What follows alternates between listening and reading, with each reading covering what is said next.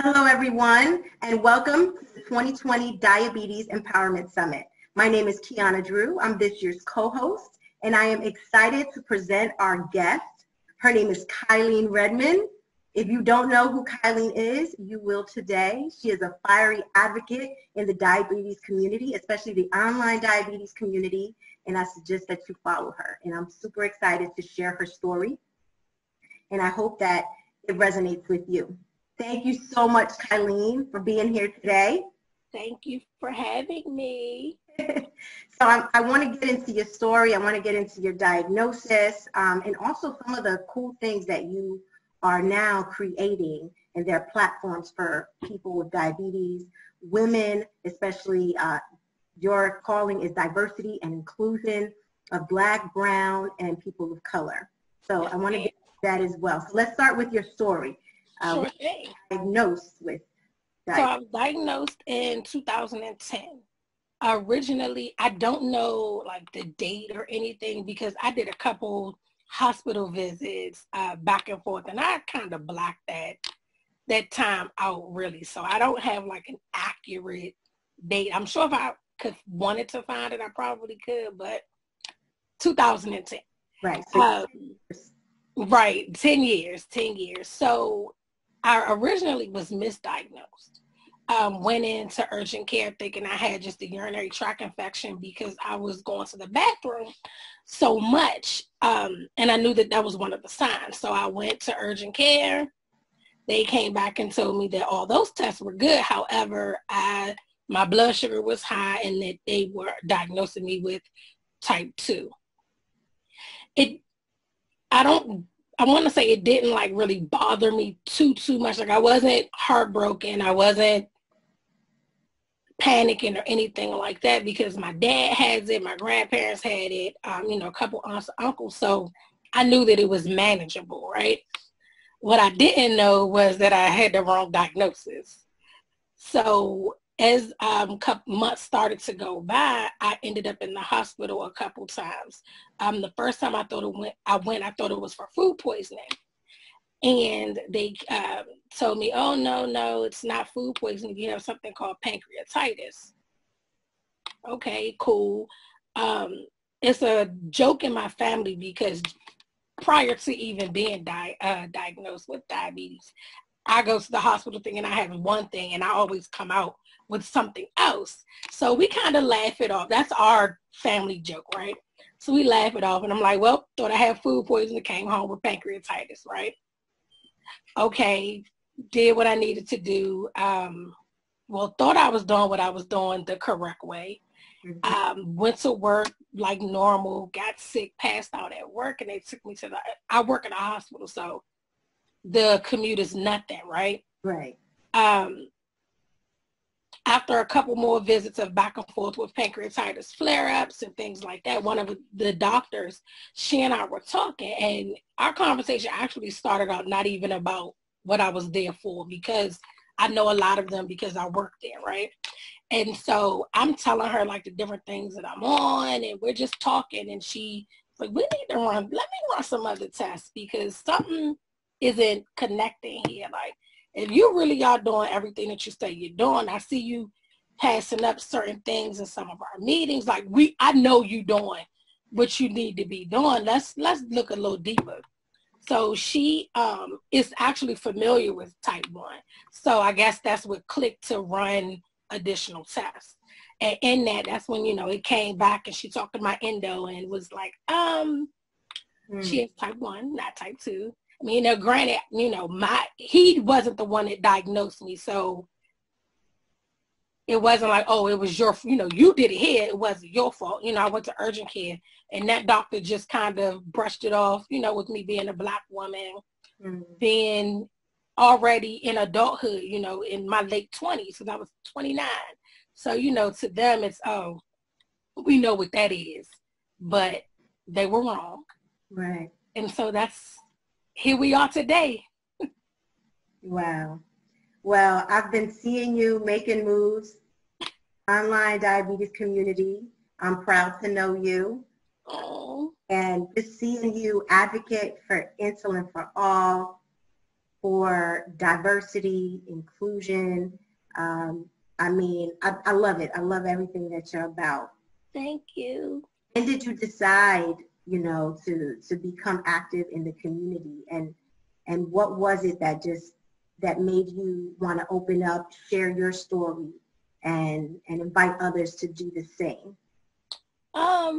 So I've been very clearly, I've lived with it for 10 years, right? And I was real quiet with it at first.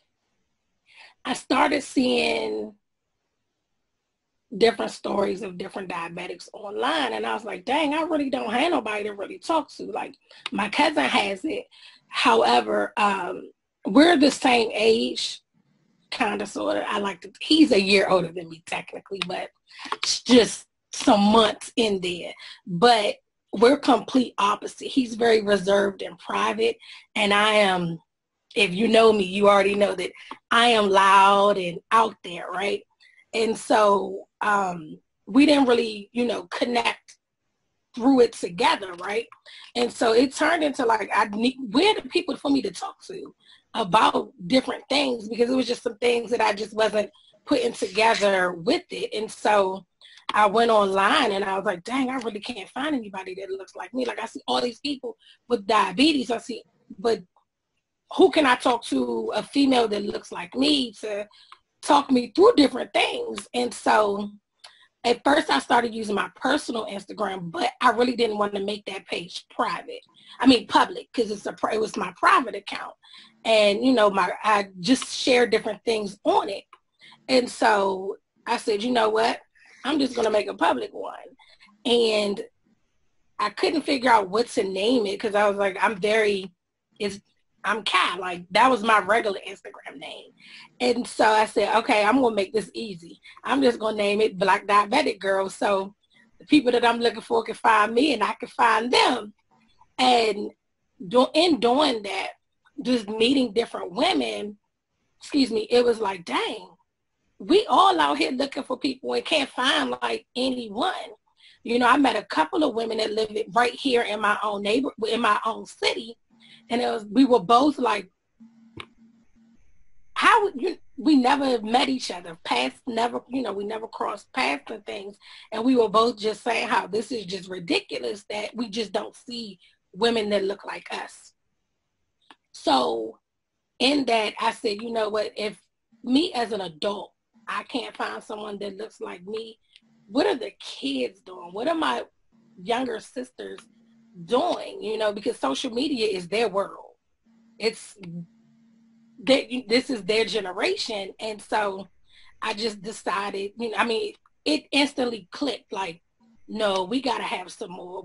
It's more of us. We need to see the representation. And so as the story started coming to me, just, thank you for just being a presence. It just came to me. It was just one of those, like, this is where it is. Like, this is what we need. Mm-hmm. If these young, these young girls who are type 1 or type 2 or whatever type that they are, they don't see women who look like them thriving and living and showing them that this is what you can do when you get older, who are they going to look to? Who's going to do it? And then it just fell in my lap, and I just took it and kept going with it. I've never been a person to shy away from speaking how I feel and sharing how I feel. And so it was just right. It fit. It was right for me to use my big voice and do what I need to do. Take up space. Yep. Right. And invite others to do the same. Absolutely, because we can't do it alone. This isn't a one-woman show or one-man show. This is a community, and it takes all of us to make that change and move in the change. It takes all of us. And I love when you always say, take up the space, because it's what we need to do, and it takes all of us. So. And I feel, just to add to that, representation matters. Yep.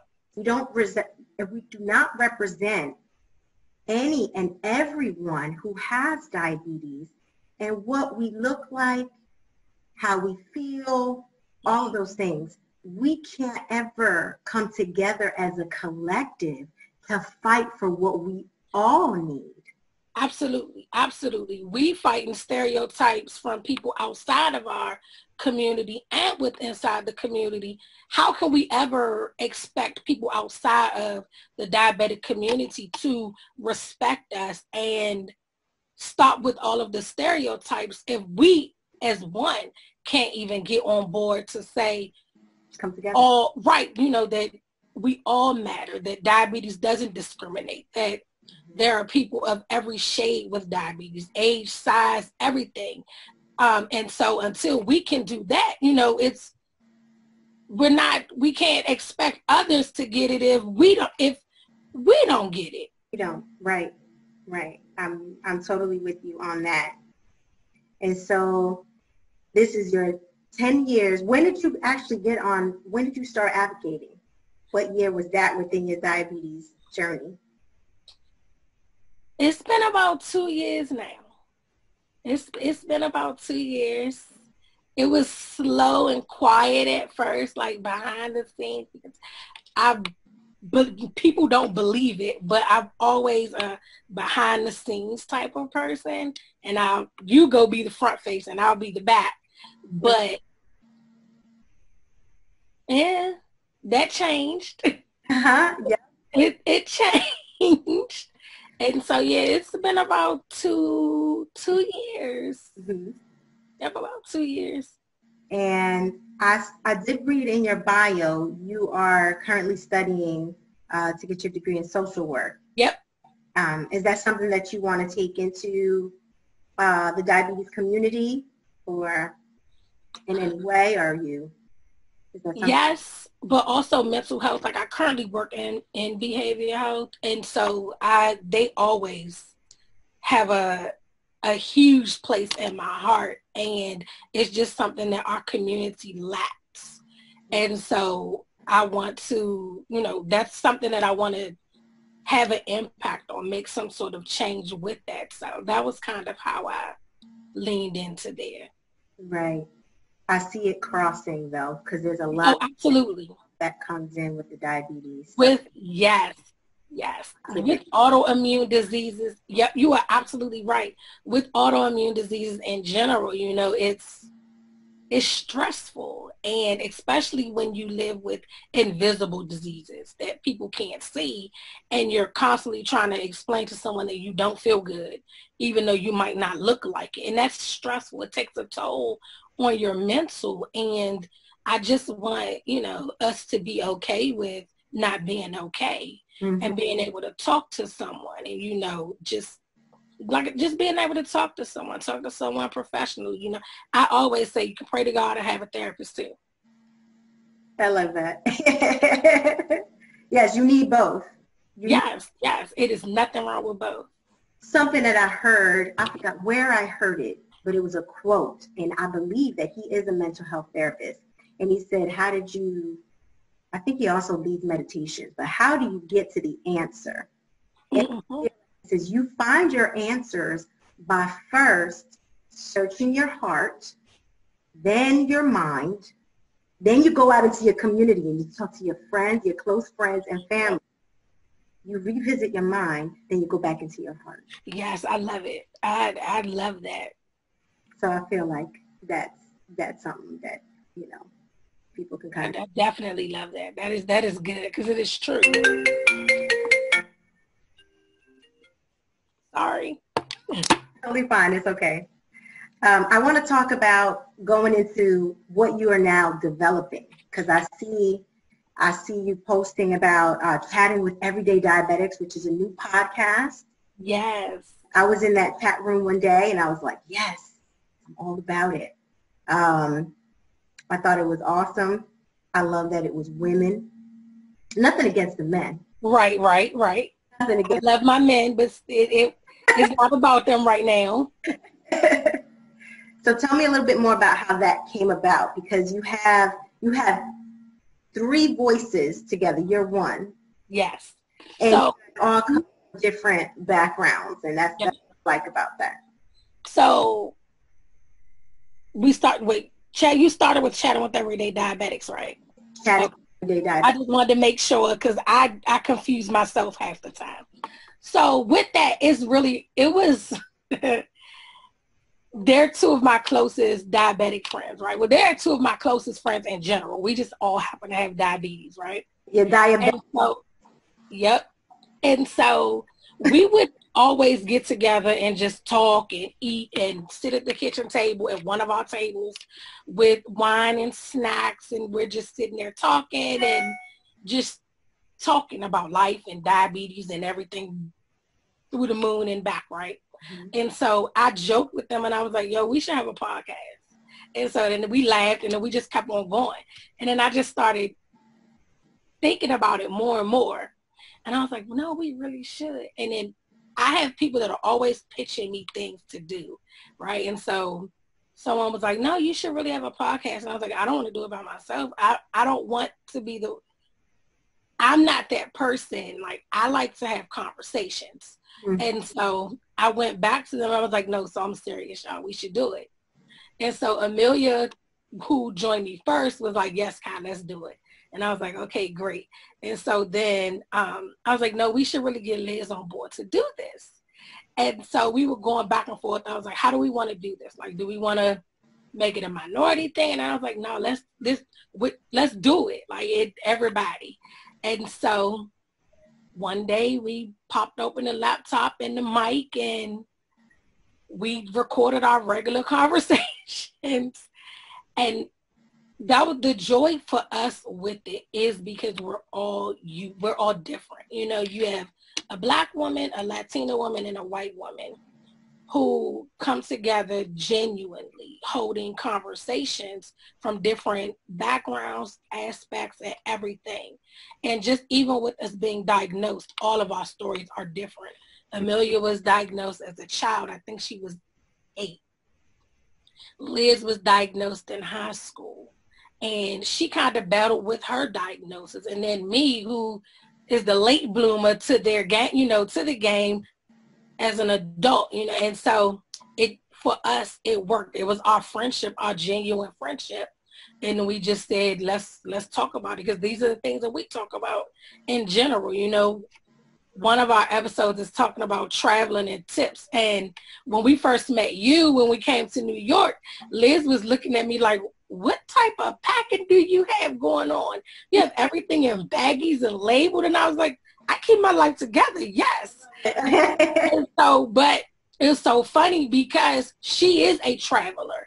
And she was like, no, I don't do that. I don't do that at all. But now she does it. Mm-hmm. And so we were just like, the tips and things to just, if we are holding this space and learning from one another, other people, and we can learn from other people. So we did it. And plus, again, everyone knows I'm always for women. Like, I love the men, but I'm always for women.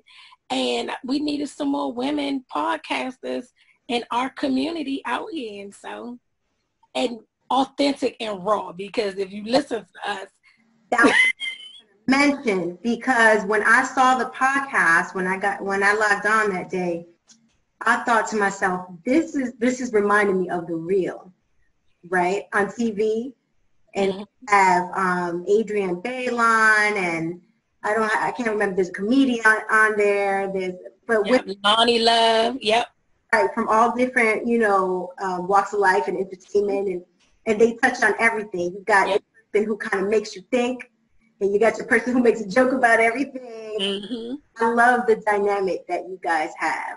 And so, then that was the other thing. I was like, no, this has to be real. It has to be raw. I don't want us to be one way in real life and in one way recording. Like, that's not authentic. If we're going to do it, we have to be ourselves. It needs to be our conversations that we literally hold on our girls' nights. And so mm-hmm. here we are. Yep. And that's what we get from you. Like, that's what about you. I always get real. You always get raw.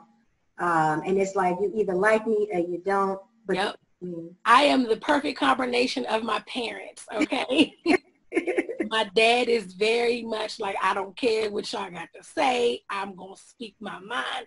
But my mom comes with that subtle, like, caring personality, and then here I am. Right. I care, but I'm passionate, and you're going to listen to what I have to say. Right, the best of both worlds. And we need that, especially in this space. We need people who can, shake it up a bit. Yep. And be like, I'm not afraid to say something that's going to make you feel uncomfortable. Exactly. Honestly, I respect that. I respect you. And I look at people like that as so, just courageous, because I'm not like that. we need all of that. We need that equal balance, because sometimes you can't bring the passionate and because everyone can't receive it right away. So, you have to have that equal balance in that calming, soothe spirit, and then that firecracker that's like, listen, we're going to hold these uncomfortable conversations. I don't care what y'all feel, but then, you have your balance over there. It's like, let's bring peace here. Let's bring peace. Yeah, you need all of the different attitudes in your tribe. It's like, what do we need right now? Yes. We need a firecracker. Here we go. Yep.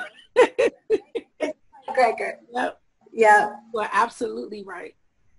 I want to talk a bit more about your new handle that you created.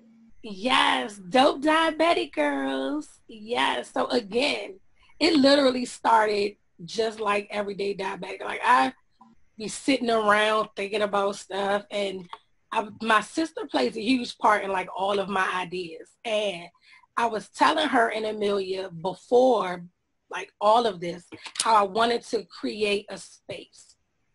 People, when I did my meetups, people were like, I really love your meetup. Like, where can I find one in my community? Like, are you going to take your show on the road? And I was like, I didn't ever think about going anywhere else. Doing them here is great. And then another one of my girls, we need to though, right? I know. We definitely need to. And so then another one of my girlfriends who is PR, right? And she is very much like, listen, I'm going to push you to your limit. She was like, your max. She's like, what are you doing if they're asking you why not? And I was like, I can't, this is not anything that I could do by myself, right? So I had the name, been sitting on the name, like knew what I wanted it to be. And I was like, okay, I need this, let's do this. And so my two other babies, those, I call them my little sisters, because I am the oldest in that group, right? And so they keep me young and on my toes, and I just adore them. And so we became close. And Tierra and Mia, we just always brainstorming and just talking about different things. And I was like, hey, y'all, I got an idea I want to run by y'all. Like, I really want y'all to be a part of this. And so they were on board, and we sat on a Zoom one night, and I was like, so listen, this is what I'm planning. And they were like, absolutely, I'm definitely on board, which we took it and we ran with it. Like, Mia had ideas that she had been sitting on for her own thing. And then Tierra, who is like a social media guru and media everything, was like, I ran it down and like put everything together. And so again, it's the three of us coming from different walks, different backgrounds and everything, but we made it happen. Like, we were all excited, something that we wanted to do. They were on board. They were like, yes, like, let's do it. I was like, all right, let's do this. And here we are doing it. When I saw the post, I was so like, oh, this is not to be redundant, but this, I was like, I'm about this. I like this. Yeah. And we, wanted to make sure. I'm sorry, I'm so sorry. No, it's okay. Where other women can find their tribe and connect. And that was it. That was in our conversations, because I'm always a thinker, a talker, throwing out ideas, right? Like, I will throw you 500 ideas. And so in it, I was like, my main goal, like, I don't care how we run this, how we do this. Like, I'm open to any and everything. But my main mission and goal is for women to find their own tribe. Like, I know what it is to have tribes. I have mine, and I know what it's like to not have one. And I would just want to make sure that everyone can find at least one person. You know, you find multiple, bless you, but to just have that one, that was it. And they agreed. You know, we both, all three of us talked about not having someone. And I'm an adult, so, you know, it was a little different when I was diagnosed. But they were diagnosed again, and it's crazy. This just clicked. They're the same as Amelia and Liz. One was diagnosed in high school, one was a child, but not having those people that to talk to that look like you or not look like you, because, you know, you still want all. And so it was that's the one thing that was important to all three of us, to make sure that everyone can find someone to connect with in your city, outside of your city, wherever, you know, to talk to, because who else gonna understand you when you send a picture of your Dexcom at 3 o'clock in the morning, like, this is what I'm dealing with? Or, you know, who else gets excited when somebody release something new, diabetes related, and you're like, did y'all see this? Right? Or you had a 100 all day. Like, look at my line, look at my graph. Yes, you know, nobody else understands. No one else gets that, right? So you need that. And that was the one thing that was important to all three of us. And so we had to make it happen. And so we had to make it happen. I'm excited for all that's to come. You know, I see you making moves out here, and I'm proud to know you. Likewise, because I see you over there, sister. Yeah, I'm out here representing for all of us and taking up space as well. Yes. I think what is important is to remember, and I think especially with speaking to you, that if anybody is thinking about coming into this space and sharing their story because they want to be more vocal, not to be afraid to do so, not to look to the left, to the right at what anybody else is doing, and to remember that there is only one you. Yes, well said. One you, right? So there's room for everyone. Don't ever look left or right and say, well, maybe she's a bit more outgoing than I am, maybe a bit more boisterous, or she's got this type of platform. Everyone is different. God didn't make us to all be alike. So do not be afraid. Do not worry about it. We all have a voice. Yes, ma'am. If anyone takes anything away from us speaking, I would hope that it be, you know, encourage them to come out. Absolutely. Their story too. No, I loved it. You hit that perfectly. Like, do not be afraid. You know, you are who you are. Share your story, regardless of what you think others might think. There is someone that needs to hear your story, and you can't be afraid to share it. You know, and share it in the most comfortable way for you. How everyone shares their story doesn't look the same. You know, you might be a writer and are comfortable writing your story. You might be a talker. You might want someone else to speak it for you, but don't be afraid to share it. And then you can always partner up with people, you know, to do things. You might not be the loudest person. You know, you might be a quiet person or a person behind the scenes. Team up with somebody else. It's so many opportunities out here. There are so many opportunities. You know, it's so many opportunities out here for us, and we need more than one.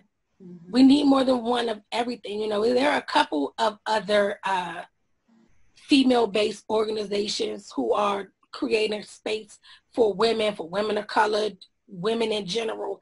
We need them all. We need all of, you know, we need all of them. Right. We don't just need one. They are, you know, we need more than one. And so I agree with you. I want whomever listens to this to take away. If they don't take away anything but to take away, don't be afraid to share your story. And if you don't want to share it, that's fine too.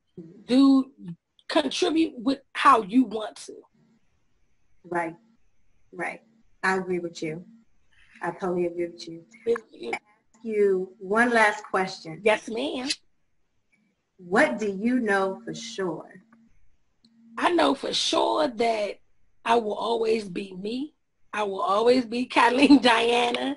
I will always stand up for what I believe in. I will never back down from sharing my experience because it's mine. And I will always, always, always fight for the underdogs and those who don't want to speak up. I got you. You know, those are the things that I know for sure. I love that. Thank you so much, Kylene. Thank you. We loved having you here on the Diabetes Empowerment Summit. There are lots of gems that you dropped, even some for me, so it was a blessing. Likewise. And we hope to interview you again. Thank you so much. We're going to follow up with chatting with Everyday Diabetics and your dope diabetic girls as well. Please do. Thank you. All can find Kylene. Can you let us know your Facebook handle and your Instagram handle as well? Yes, ma'am. So Facebook, it's Kylene Diana. I have two Facebook groups, Diabetics in the DMV, and those that aren't familiar with the DMV is DC, Maryland, and Virginia. And then, of course, Dope Diabetic Girls. We have a Facebook group as well. And then my Instagram is Black Diabetic Girl. Yes. Oh, by the way, guys, she has T-shirts. You have merchandise. I do. Black Diabetic Girl T-shirt. You got cups. I do. Yes, I do. It always goes over, and I'm always pushing everything else but that. So yes, thank you. And you could click the link in her bio. Yes, ma'am. And if you don't have Instagram, you can just go to www.blackdiabeticgirl.com and it'll take you right to my store. Love it. Thanks again, Kylene. I'm going to give you a virtual hug. Yes.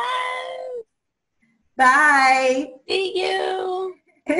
Thank you all for watching the Diabetes Empowerment Summit. There are more interviews and more guests to come. Bye.